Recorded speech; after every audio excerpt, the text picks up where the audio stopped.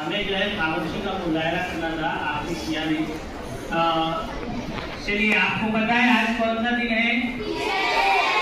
आज नहीं है, लेकिन जिस दिन है हमारा, तो किसी छुट्टी की वजह से जो है आज हम उसे 2 दिन पहले जो है उसका हमने जो है इनेकाद कर लिया है।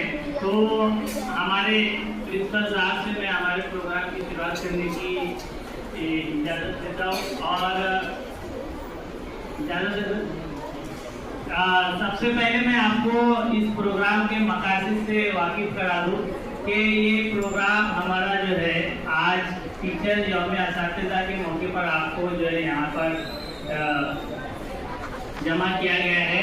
और यहाँ पर हम मुख्तलिफ तरह के आप जो है मुख्तलिफ टीचर्स असातिज़ा कराम के ऊपर अशार, गीत, अक़वाल और एक बहुत ही दिलचस्प और बहुत ही अच्छा ड्रामे से आप जो है लुत्फ़ अंदोज़ होंगे।